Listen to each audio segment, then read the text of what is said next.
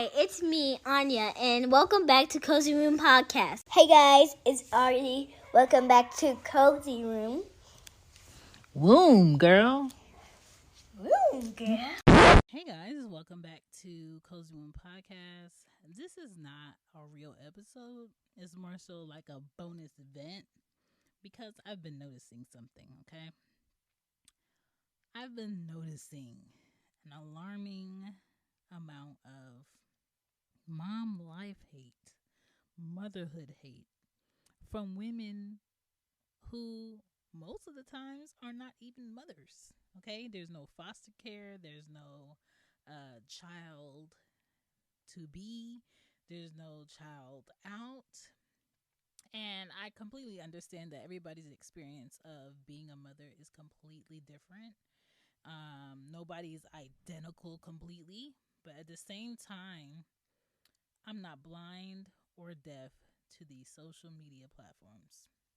People are giving motherhood a proud bashing to feel better because they aren't mothers, to feel better about not following a society construct, to feel better about all the questioning that they're having in their life in their 30s and their 40s about, so you're not seeing anyone, so you're not married yet,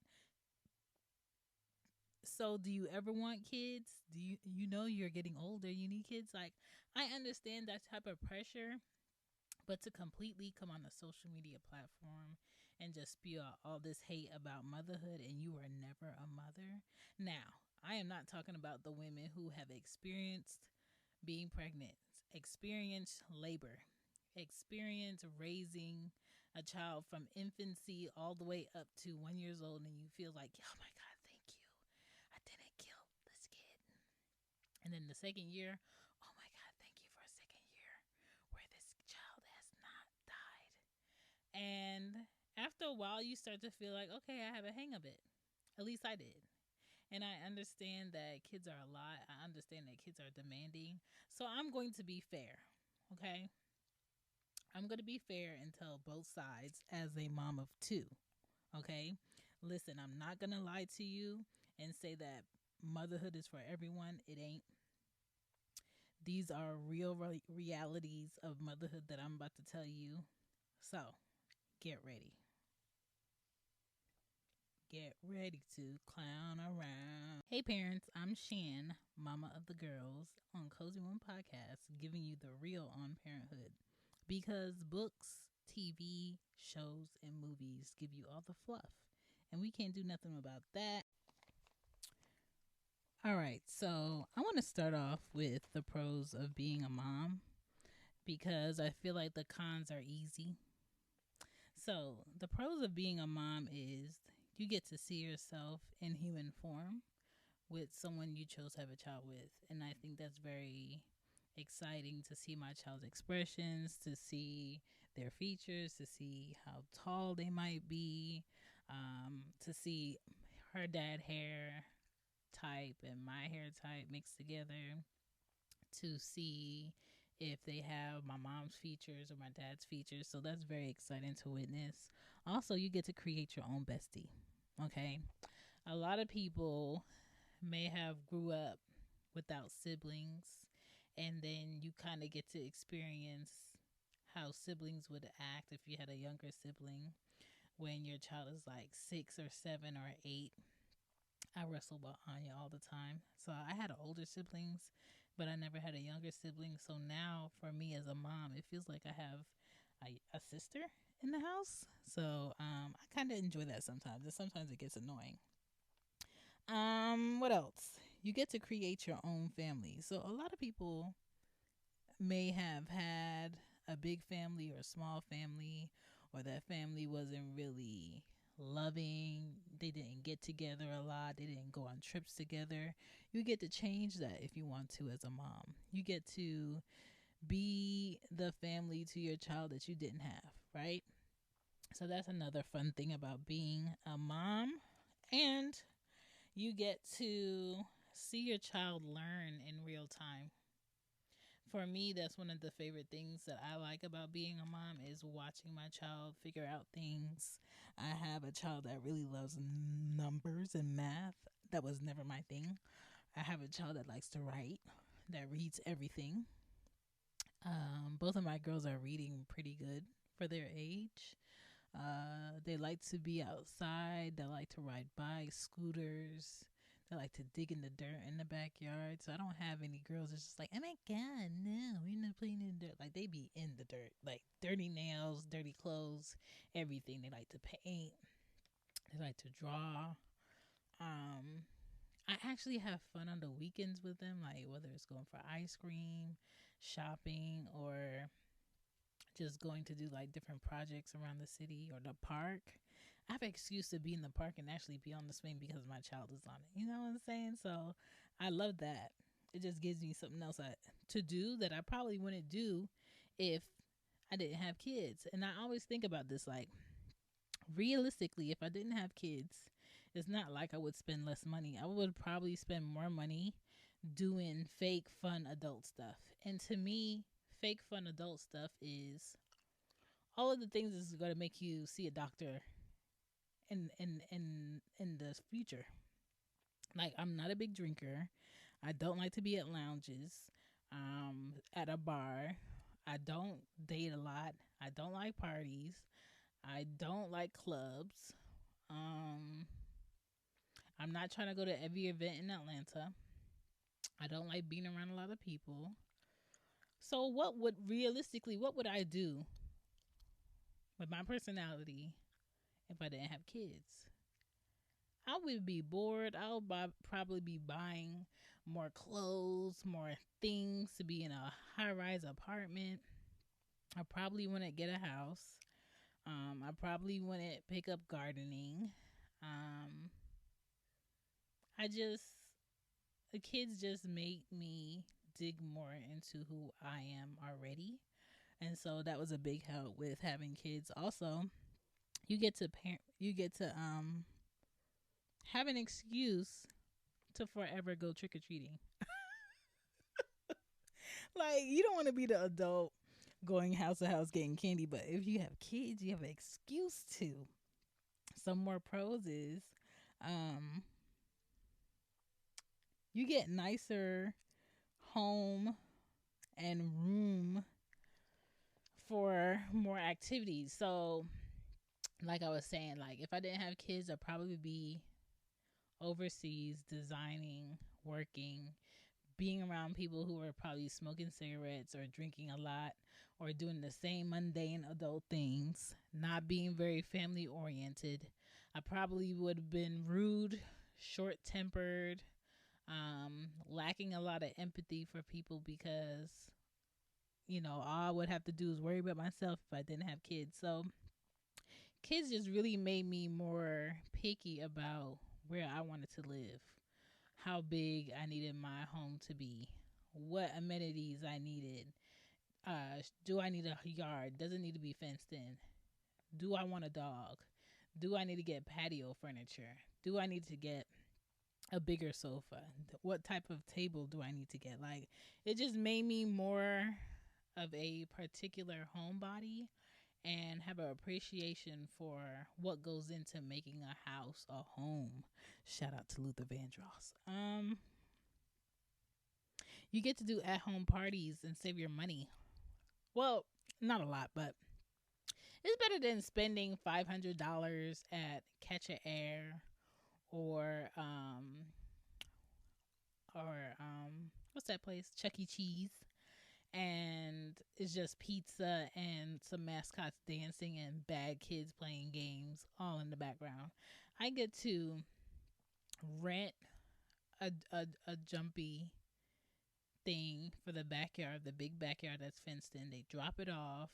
I get to invite whatever kids I want or don't want. I get to select where I want to get the cake, what time I want to pick it up, what food I want to have.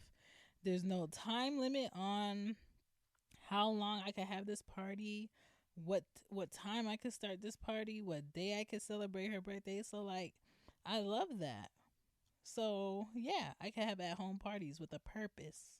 Another pro is you get to pour into a person you would never have to be unsure about. And that was one of the pivotal things um, that really had me in the mindset of, well, I can have a kid. Now, let me tell you, let me explain myself. So, a lot was going on at this time. So, if you don't know, or I haven't told you, or you haven't listened to one of the episodes where I already explained this, let me explain this. So, when I was in the works of thinking about having an Anya, which is my oldest, I had just recently broken up with an ex that I was with for at least 2.5 years. We went to college together. He graduated and finished before me because he had his associates. I was going for my bachelor's. He was in music at the time, and he was in between Atlanta and LA, right? And we were trying to decide if he was going to move to New York, or I was in New York at the time, or I was going to move to LA. And it was just like this snowball of madness that was happening in my life at the time. The job I had, the French lady was being rude. I think she was really jealous of the fact that I knew more about how to run her boutique than she did. And she didn't want me working there. But then she wanted to hire me back to do her visuals for the store because she didn't know what the hell she was doing. So there's that. So I was in between looking for a job. Then the guy upstairs in my apartment building ran the tub water to where the water went into the walls, ruined half of my stuff in my closet. I couldn't have anything in my room. There were literally bubbles in the walls and the ceiling of water coming down.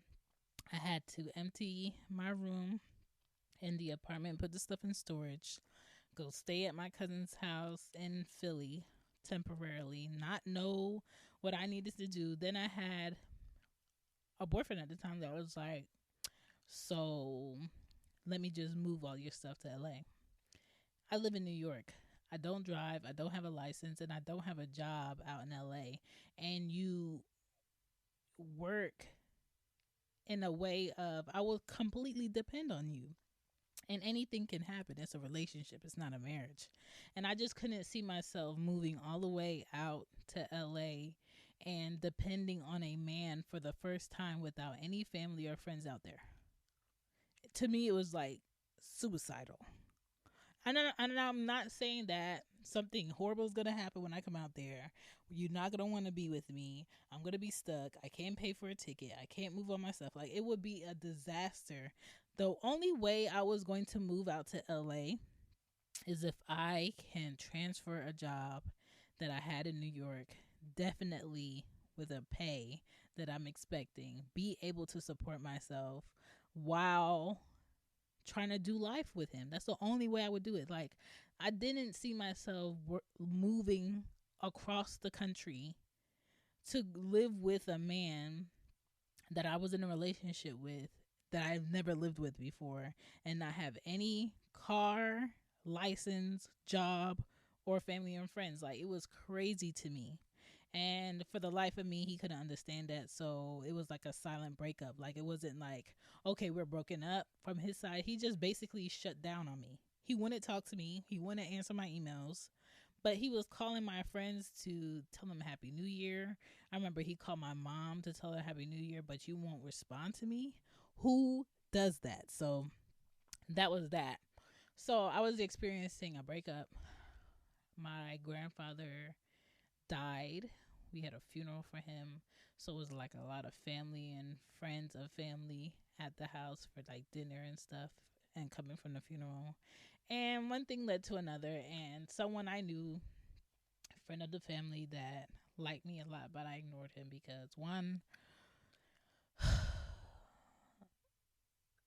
sir, I don't like people that I don't find interesting that like me already, because it's kind of like, you know too much and I'm not trying to know nothing. So because I wanted to take my mind off of a huge breakup, me not knowing what the hell was going on in my life, me not knowing where I needed to be, me not knowing my next step, me experiencing my grandfather dying. I needed something definite. I needed to grab some control of what was going to happen.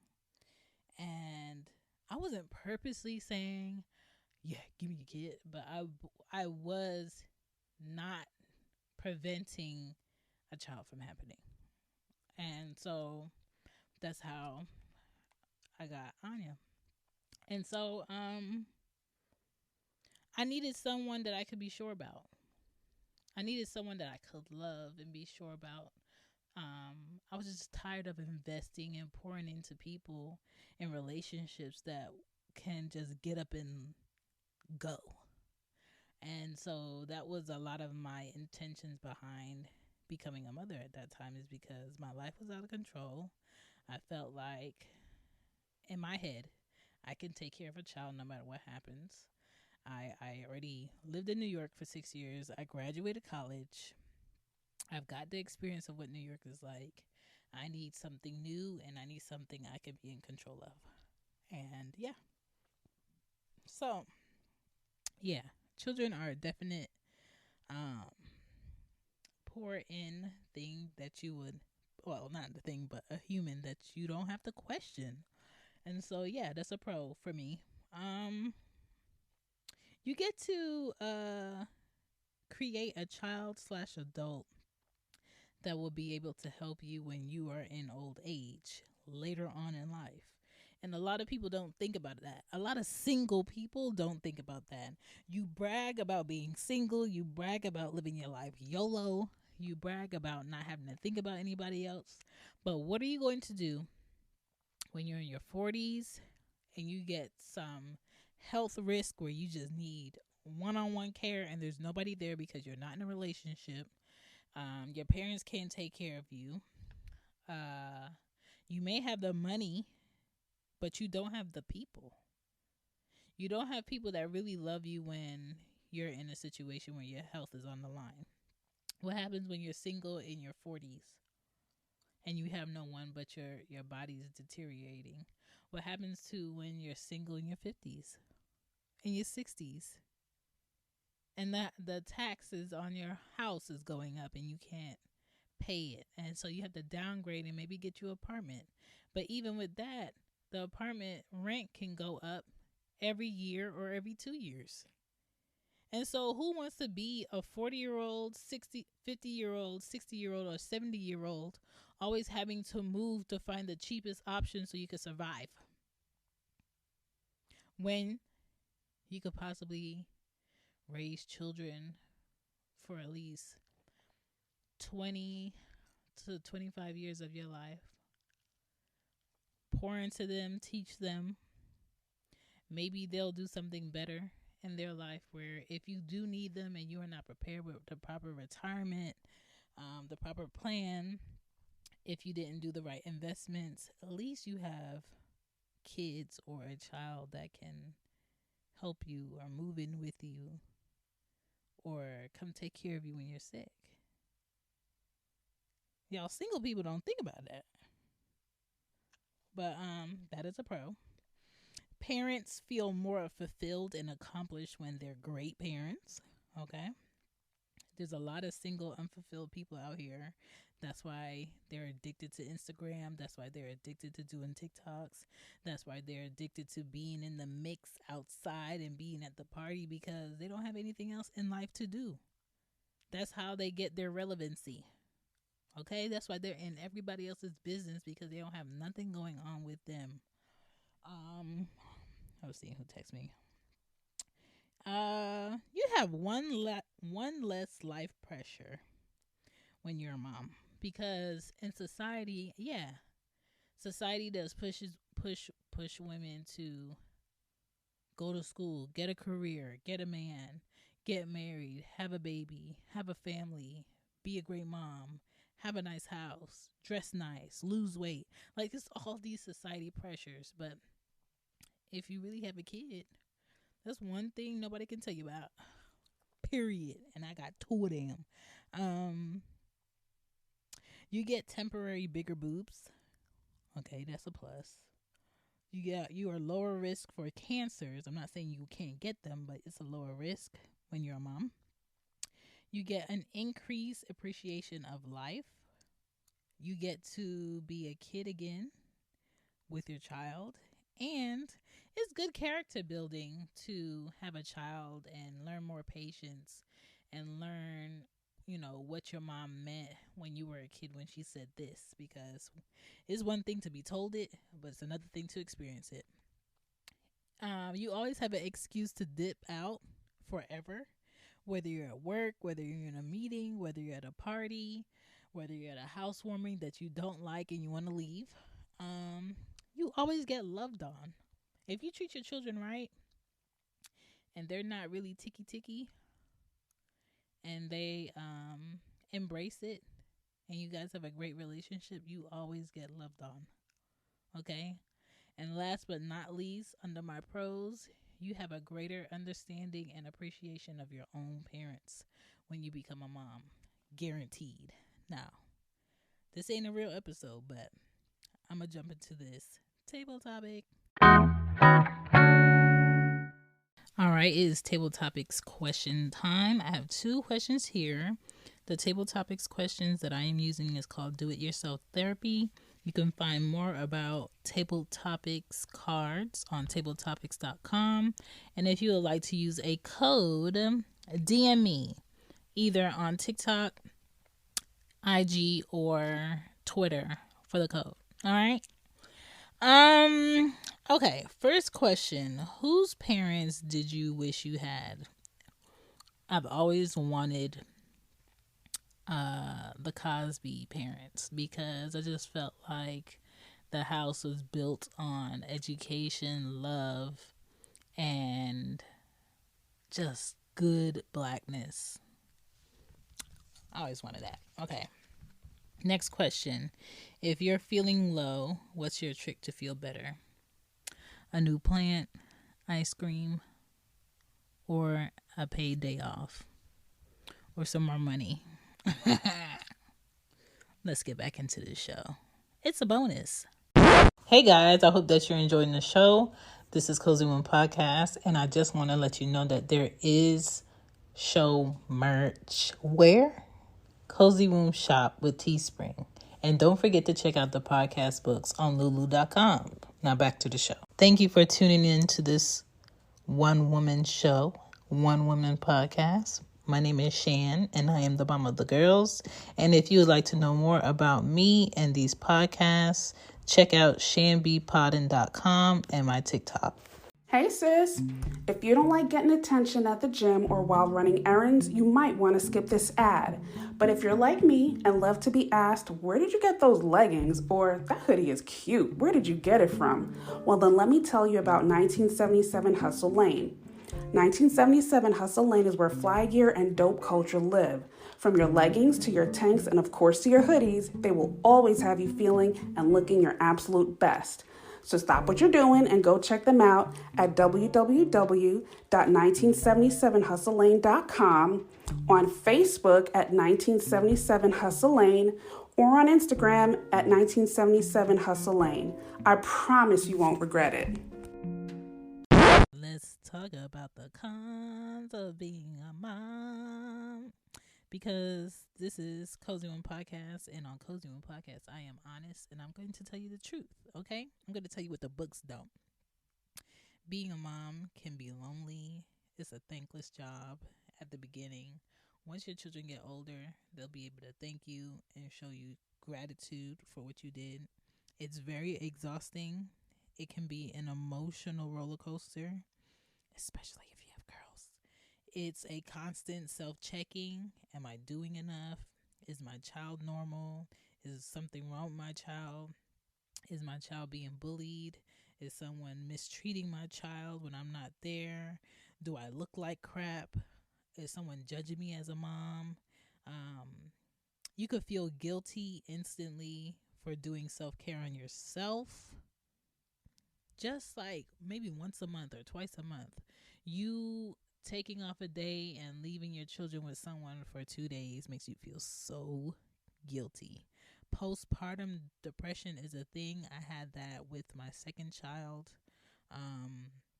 With Ari, I was grieving my uncle dying of stage 4 cancer, brain cancer, when I was pregnant with her. Then when I had her, he had already died. I was dealing with issues with her dad, where I feel like he was having his own depression. That snowballed into a next year of issues where we ended up going to family court. It was just like a mess. So if the foundation of your parenting is not together, if you don't have the dad on board and you're not on board and your mind is somewhere else, it can be really hard, and postpartum depression will set in. What did I put? Oh, you will be missing your vagina for at least 6 months while pregnant. And then after you're not pregnant, some women's stomachs go down as soon as you have the baby. Some women, it takes a while for their stomachs to go down. Your feet will spread, so a lot of the shoes that you're used to wearing when you get pregnant, you can't fit anymore. Sometimes your foot size goes back down, sometimes it doesn't. So what was fitting you before you got pregnant, now after you're pregnant, it still doesn't fit anymore. After you lost the weight, it still doesn't fit anymore. Breastfeeding is very exhausting. It's easier for some women and it's harder and nearly impossible for others. It doesn't make you less of a mother because you can't, or less of a woman because you can't. And you are not less of a woman because you cannot carry a child within your body. Okay? There are so many options out here for women who struggle with pregnancy if that's something you do want to do. But I don't think every woman needs to be a mom at all. Just like I don't believe everybody needs to be in a relationship romantically with someone and live with them. And I don't believe everybody needs to be married either. Okay? And I am a mom of 2. If it's right, it's right. If it's wrong, you don't need it. Okay? The other con about being a mom is you're never 100% prepared.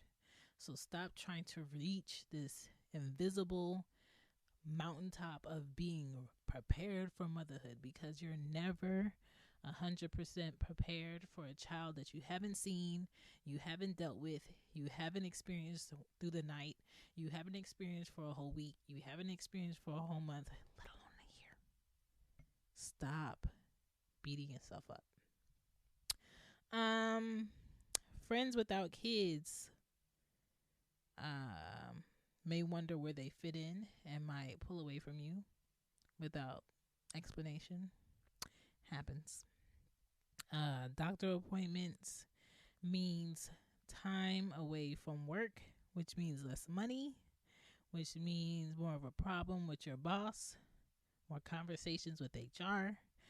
If your child gets sick, kids usually get moms to come pick them up, stay home with them, and moms usually miss work. It's rare that a father will leave work, go pick a child up at school, get what the child needs at the pharmacy, wait, then set an appointment, take them to the pediatrician the next day, miss work again, take that child home, and keep that child until that child gets better and can go back to school. Rare. So if you have a husband or a father that will go that extra mile and do that, what life said, must be nice. The next con of being a mom is you really get no sleep from the first year of that child's life. And then after that, your bed is no longer yours, it's our bed, meaning you, your children, and whoever else you're sleeping with. Sometimes there isn't enough help to go around to help you with your kids. You'll find yourself in a dark room or a dark kitchen, sitting and wondering if you made the right decision on a lot of things. But it's not forever. Every emotion is not forever. Whether you're happy in motherhood, sad in motherhood, angry in motherhood, confused in motherhood, grateful in motherhood, it's all temporary. You have to learn to ride a wave of being a mom. You have to learn to be within the moments of your children's experiences and their birthdays. For instance, I hate hosting birthday parties. It takes away from my experience of my child having a good birthday. I hate making sure everything's here. I hate making sure I picked up everything. I hate getting the decorations. I hate setting up the decorations. I hate calling people and seeing where they're at, making sure they have the right address. I hate making sure I pay for everything, making sure I pay people. I hate the cleanup. I hate having to pick out the gift, buy the gift, wrap the gift, put the gift in the bag, and then your child's reaction is just like, okay. Like, what? So, listen, it's a thing. What else is a con? You can have kids and realize you don't like being needed. And all kids do is need you, need you, need you, need you. Mom, can look at this. Mom, what is this? Mom, what does this mean? Mom, can you help me with this? They see you working and they just shove things in your face. They see you talking to 3 people and they're just talking to you. And then when you say, what did you say? And they're like, never mind, with an attitude. Like, you never even asked me if I'm ready to hear you talk. So that's a con. And just because I'm a mom of 2 and I realize in motherhood that I don't like being needed is because the balance is off. If you are a mom and the balance is right, you don't feel overwhelmed with your child needing you. You don't feel overwhelmed waking up on a Monday, waking up on a Friday, waking up on a Sunday and knowing that your child's going to need you today. You feel overwhelmed as a mom when you know today it was just me. Tomorrow's going to be just me. Tuesday's going to be just me. Wednesday's going to be just me. Like, there's no relief point for you except 11 p.m. at night. And so when 11 p.m. at night is your free time, you're probably up eating things you don't need to eat, drinking something you don't need to drink, trying to shove your you time in a couple of hours that probably snowballs you into 1:30 a.m. or 2 a.m., knowing damn well you got to wake up at 5:30 to get the kids ready so you could leave for work at time so they could catch the bus on time. And you got to make sure you rush back home at 2 o'clock to get them off the bus. Then you got to make sure you have a snack in the house for them to eat. Then you got to make sure you took out what needed to be taken out for dinner. Then you got to make sure you're clocked back in for work if you have a second job. Then you got to make sure, you help them with their homework. By the time their homework is done, it's dinner time, and you haven't even sat down. That's what it's like when you don't have the proper help that you need.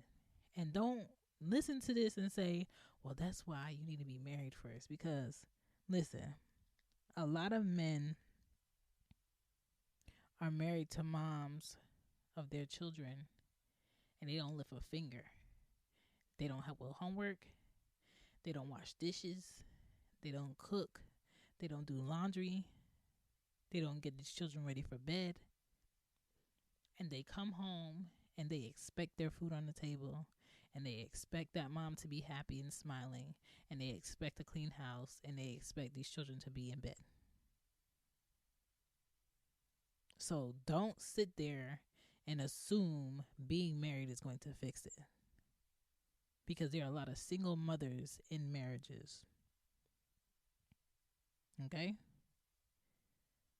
It's rare that you see a father take off and assist the way that a mom shows up for their children. I'm not saying it doesn't happen. It's just rare. Okay? Another con is you're always giving when you have kids.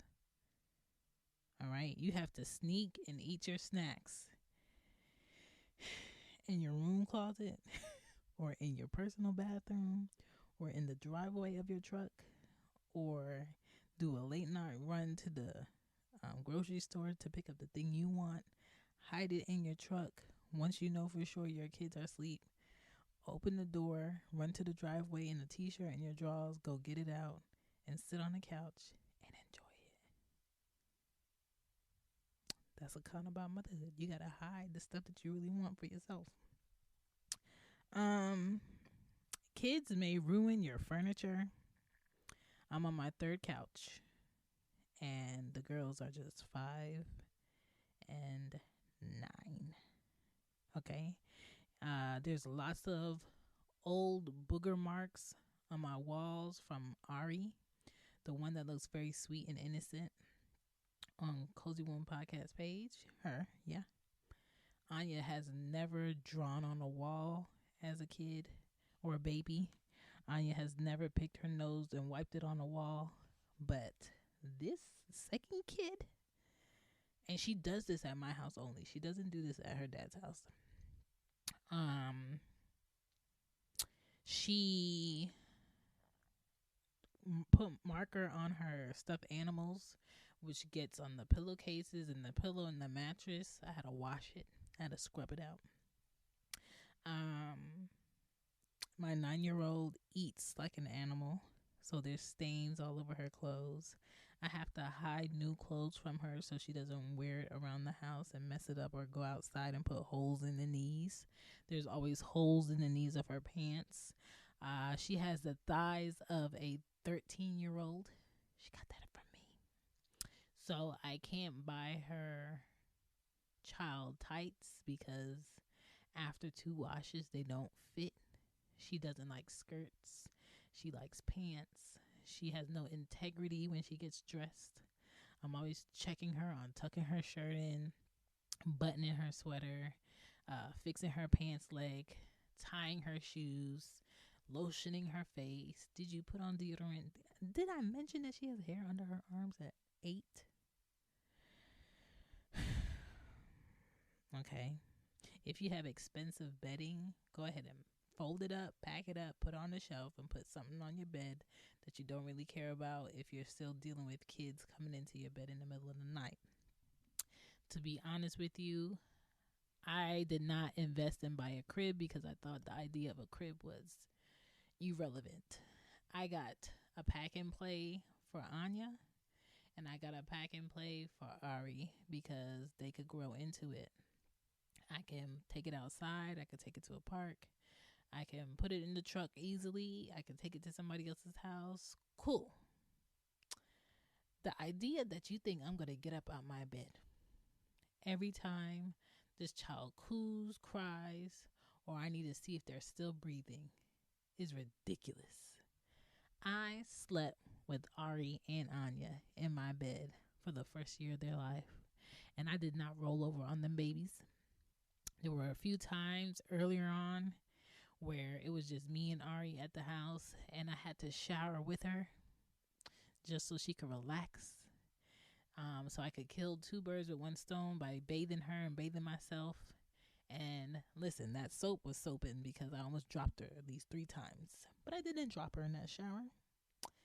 I had a grip on that child, and we made it out safely. But that is also the struggle of being a mom and having to have a newborn while needing to take a shower and be at a school in order to pick your toddler up on time so they don't start charging you $1 per minute. Like, that is a con. The con of being a mom is having to be everywhere all the time and make it happen magically, without issue, without an accident, without a traffic, without money problems, without you being sick. Don't be sick and have 2 kids that need you.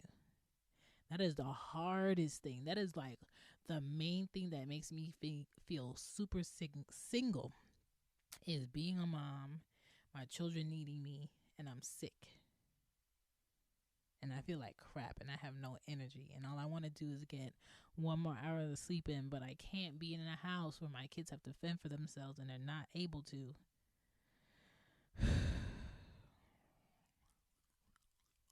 Listen, rough.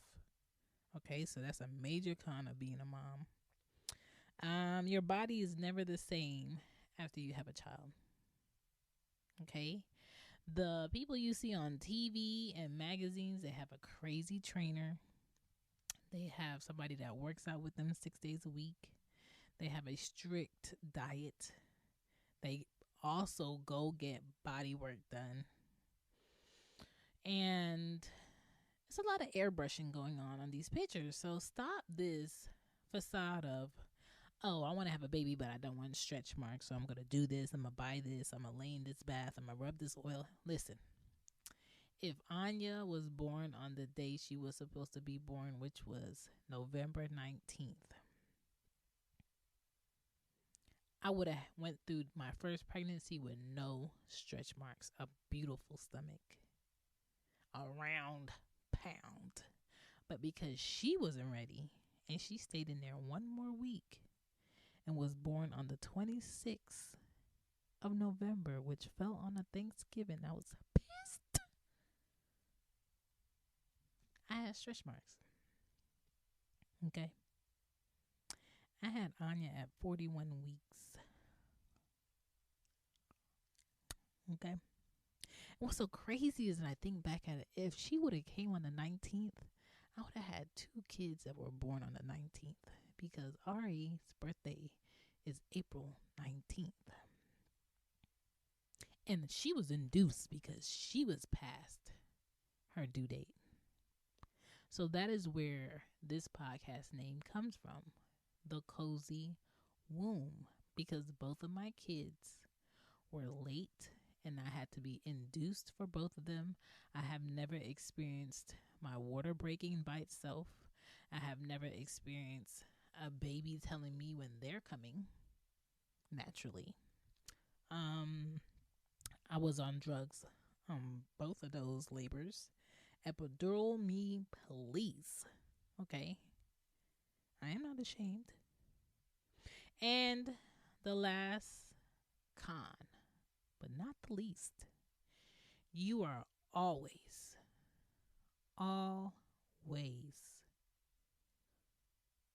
with your heart in your throat, hearing a phone call or alert that there is either a school shooting or an accident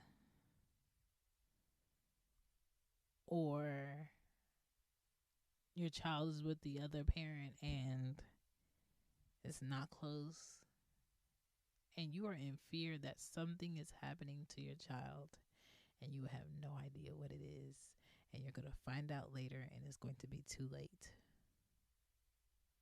Now, is it at the beginning of my mind every time I leave my child somewhere?